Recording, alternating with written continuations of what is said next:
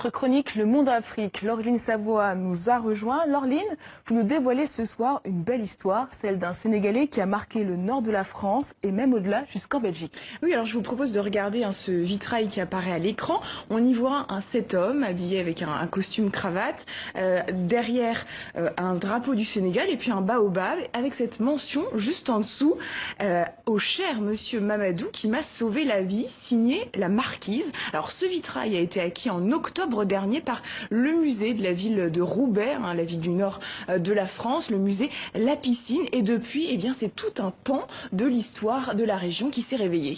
Alors, qui était ce monsieur Mamadou? Alors, il s'agit de Mamadou Ndiagne, un Sénégalais né à Diourbel en 1909 et qui s'est installé à Roubaix en 1931. Alors, à l'époque, il fait partie des premiers Africains de la ville. Il apprend très vite le français grâce à des missionnaires de Tourcoing. Il se lance dans la boxe et puis il se découvre un talent de guérisseur. Il commence en exerçant la chiropractie. Il va soigner les douleurs vertébrales et puis il fait de tels miracles qu'on entend parler de lui dans toute la région et jusqu'en Belgique. Et d'ailleurs, devant son cabinet au centre de la ville de Roubaix, eh bien, il y a un balai incessant de véhicules qui viennent de cette partie de l'Europe.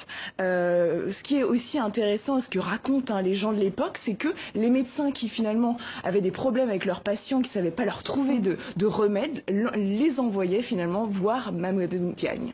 Et ce succès n'a pas plu à tout le monde. Alors effectivement, certains médecins un peu jaloux ont porté plainte contre lui pour exercice illégal de la médecine.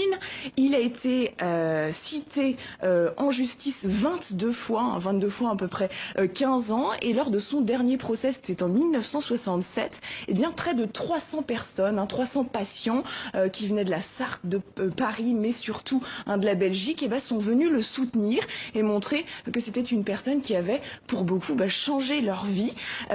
Fait très intéressant aussi qu'on raconte, c'est que pendant le procès, il a fini de convaincre les juges en guérissant, en plein milieu donc de l'audience, la greffière qui souffrait de terribles problèmes de dos.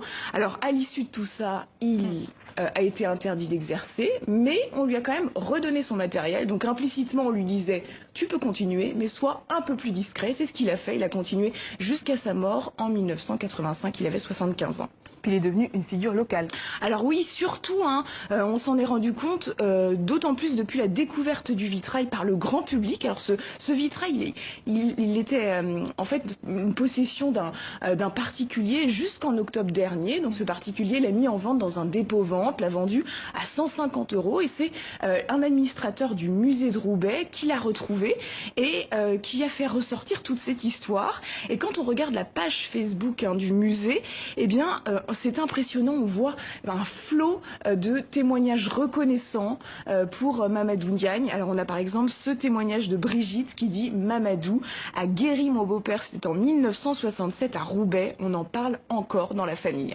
Et le guérisseur est donc entré dans la postérité. Oui, alors il faudra attendre octobre prochain, à date de la fin des travaux d'extension du musée, parce que le musée va être étendu à toute une partie de l'histoire de Roubaix, pour que le public ait enfin accès à ce vitrail, à cette figure, ce portrait d'ailleurs qui recèle encore de nombreux mystères, parce que on ne sait toujours pas qui est cette fameuse marquise qui a offert ce vitrail.